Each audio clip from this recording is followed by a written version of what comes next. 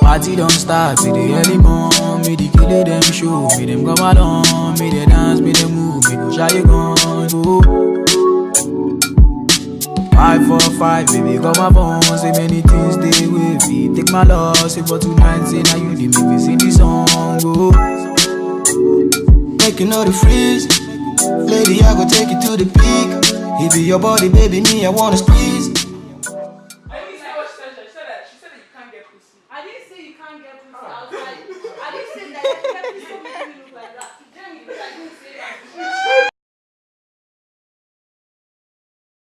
See, has anybody's father ever beat you? Has your dad ever beat you? Yes. See, the first and last time that my father beat me, I think I disrespected a house help or something. My father just, Oluwa Swapo. Your full name. Once they call your full name, you know you're fucked up. Right. As I came like this, I was wow. Blood. He slapped me.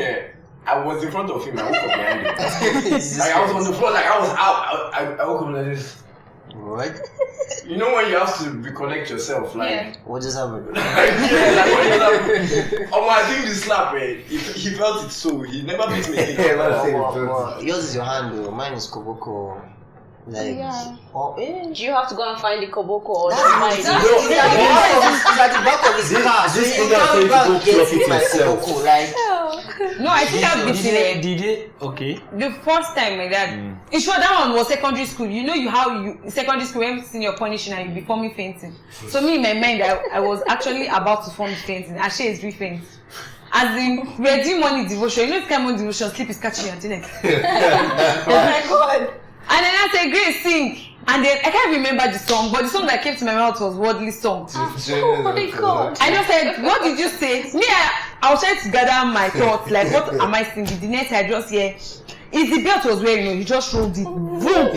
So as in morning, 6 a.m. waking up. And then you know, night gown now, so the boom, like this, as in the mark came from the back to the stomach. Wow. So you know how in my mind, let me form faint. I just woke up. I saw myself under drip in the hospital. My mother was there, Kabashi. And then what happened? She said, I will not bury my child in Jesus' name. I shall not bury my child in Jesus' name. I just cancelled my father. It's funny how you guys are saying that your dad beat you only the once and the last time. That's only 2 times in my life. My own is every day. My mother used to beat me every day. And the day I mistakenly hide the Koboko, it was cable the night. I regretted hiding that Koboko. I'm telling you. Massive boy, you're stubborn. No, this one is dictation. That's why you be stubborn. See, if you are in Kaduna Barnawa, you know what? Yeah. See, every evening I must train one spelling. One spelling. If you flog it and you touch it, cancel. No. And your dad a military man. Oh yeah. Teacher. I had to. One morning, if you know Barnawa, there is a psychiatric hospital. Right. I had to in the morning before going to school. I had to go to that psychiatric hospital to copy the spelling of psychiatric before going to school. My mother granted paper and kept in my hand. So what was now saying? See, I cannot forget that. Do you know now? I used to remind her. I used to tell her that tomorrow, if they say this girl now, she cannot give a sharp problem. I'm serious. So, what was my offense? Primary school. Asha was holding boys' hand. Primary school. Primary school. What do I know? That was holding boys' hand. That you want to start following boys. You wanted to say your bombo. This morning.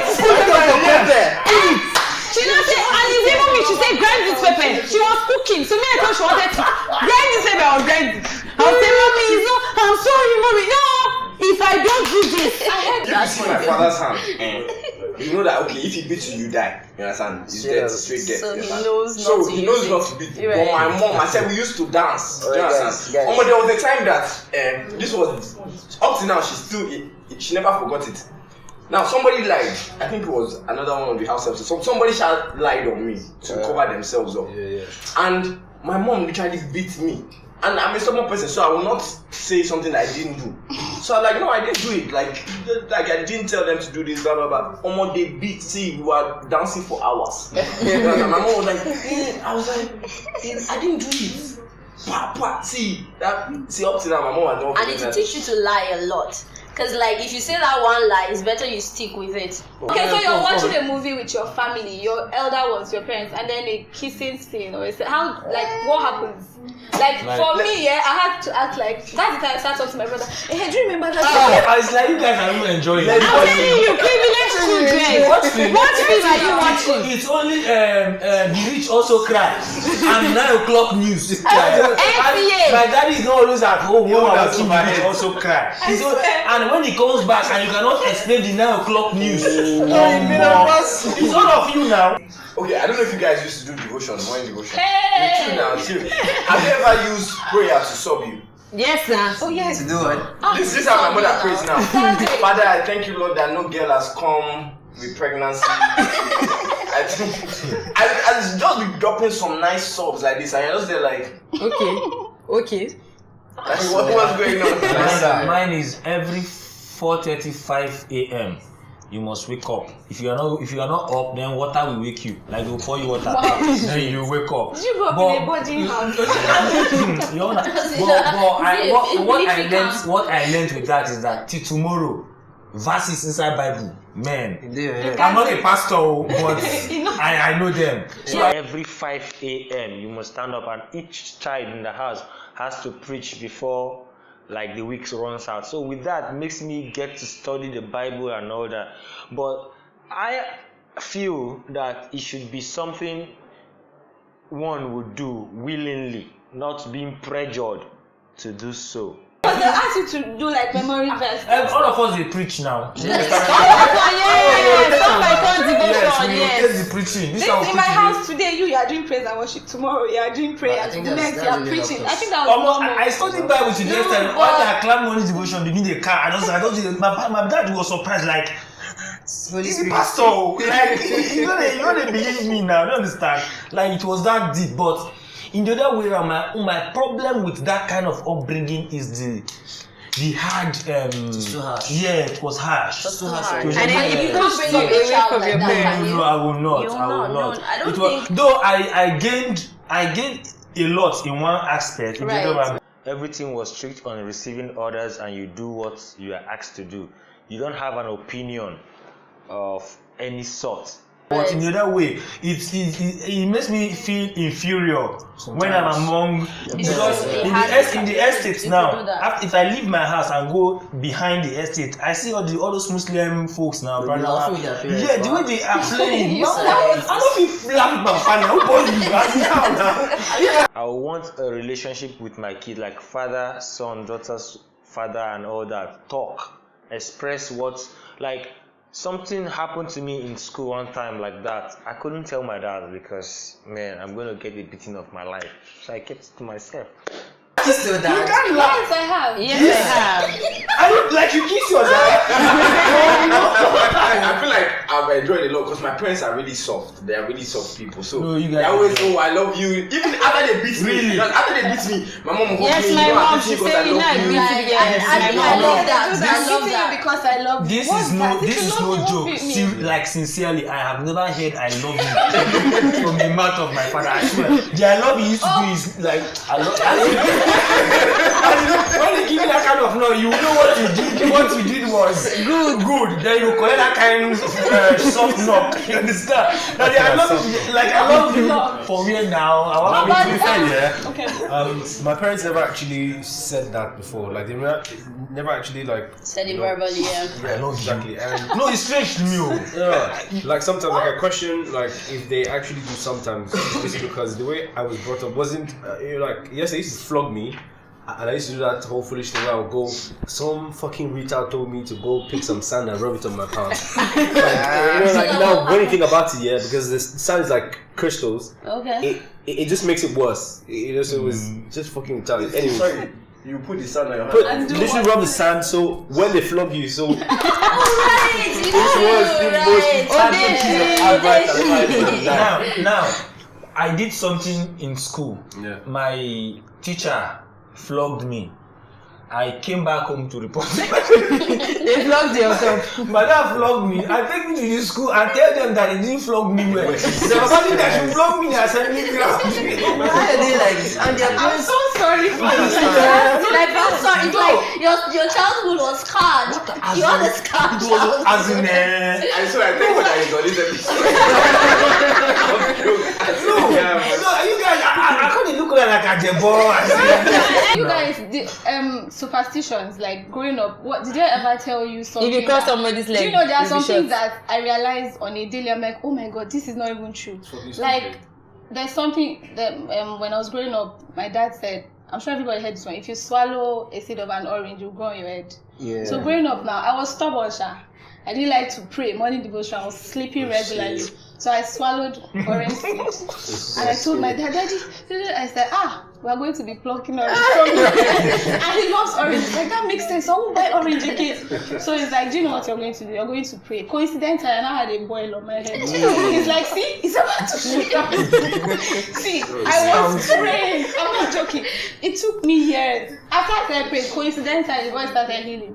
So it's like, see, it's okay, don't pray again. God has heard you. No, So when I grew up, I was like, oh my god. So it's a lie. Like, they do that a lot.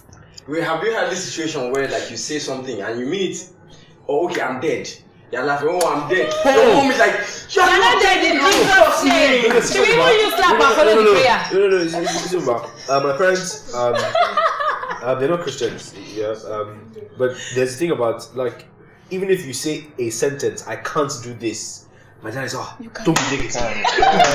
You can't, do you know what I mean? Don't be. It's like, Ross, I can't do it. You understand? I can't go and do myself. Obviously, you guys and your dad, you guys are friends. No.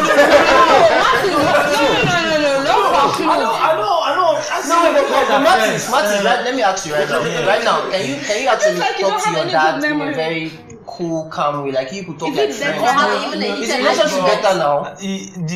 I was in JS2 before he stopped beating me, like real beating. So he has stopped. He has not even. No, he stopped. He stopped. But it's not even. It's late now. It's late now. But I heard her saying her dad flog her there and she fainted. Oh God!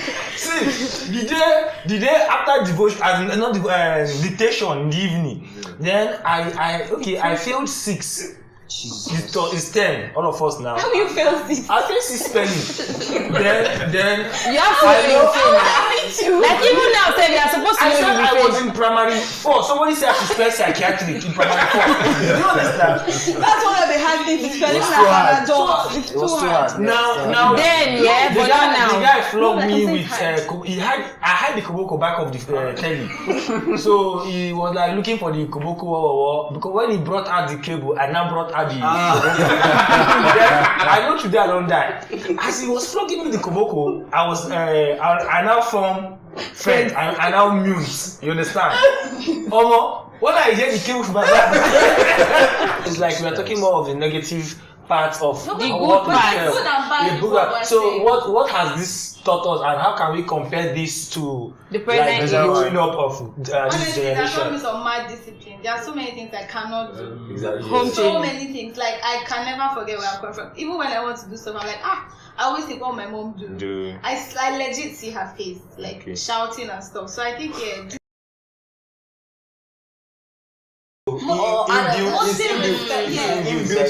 inculcated into that. No, but like, okay, for instance, now let's say for instance, now you have a passion to become an actress. Let's say for an actress and all of that, or even let's say a stripper, whatever. In whose house? Wait now, in this generation, and you know your mom wouldn't approve. Yeah. Now, this is what you want to do. Would you go ahead and do it because she does not? Would you not go ahead to do it because it does? No, it's like. If I'm using my parents exactly, I'll end up doing what I do. I'll use my brother for example. My brother was a brain box in school. He did soil science and stuff. But after graduation, he tried to work. He worked, I think, for like a year, and after that, he went home. He don't say my parents. It's like, Dad, this is it, but this is what I want to do. I told him. My dad is all out for. I'm not forcing you to do anything. Just whatever you let it be legit. and as long as it is what you want to do. Now my dad is proud of my brother, right? He called him, like, hey, see you, how far? Do you understand? So my parents' issue was whatever he wants to do, as long as it's legit and it makes sense, and you have a reason. Not I want to be a fashion designer because I like clothes, and some of my friends is a fashion designer. So it must just make sense. No, let's compare. Sorry, like what she said now is very true. Now, when you want to do something, like I said before, there's that survivalist mentality. Oh, be a lawyer. Law is not what I'm passionate about, but they want to force it on you because it's like, okay, it's the best this is what you do. At least last, no matter how bad you are, you get a job. You have money to survive. You understand? But the thing is, when you actually are able to stick to your guts and do what you want to do, and you're now successful at it, even if they try to kill it. From the beginning, they'll for years they will try and kill it. As long as you are not successful at it. Once you're now successful at it, my son. Do you understand that kind of thing? It's like Davido's father now. Davido's father wanted to kill him. I arrested all of his friends. It's Davido's father that is now doing 30 billion for the account. One thing I feel like is holding Nigeria back in general is that survivalist mentality. We're not looking to be our best self. We're looking for how we can survive. And I feel like that's the difference between life and education and just things like people in general between Nigeria and abroad. Because over there, they're literally promoting and pushing you to be your best self. Do whatever feels right for you. Here, they feel like Nigerian parents or our parents, they feel like they're doing us a favor by imbibing that survivalist mentality into us, but I don't feel it's right, because I feel like for you to actually excel and to be good at something, it has to be something that you're passionate about. So it's like you have to really know what you want to do when you're in Nigeria. Now let's compare. But they don't give you an opportunity. They don't give you an opportunity to try to. I understand, but now, like, maybe we want to give our kids like opportunity to try out things they're really passionate about, rather than, because right now, once your passion drives you, you can be successful at almost anything you venture into. If your parents were a bit more exposed, I believe they saw what other parents did, and they saw that the positive outlook it had on the kids, or the impact it had on the kids. So at the end of the day, they knew that you could show a child so much love, and then at the end of the day, that child grows up to follow the values that you have instilled in them and all of that. So please. No, I was like, let's try and compare and contrast between how we were brought up and I saw in Gwarimpa one small girl like this. She thought Avenue. She wants to. The mom said, come down from the car. She said her mom should wait. Mom say, I said, come down, I'll beat you. She told her mom that you don't just beat people like that. I'm a teacher. I sit every day. You know how my students call me in school. When you say sit down, you're like, please, I don't want to sit down. You're like, no, I said sit down. I said, no, you don't have to tell me to sit down. And you're like, whoa. No, but when I said, oh my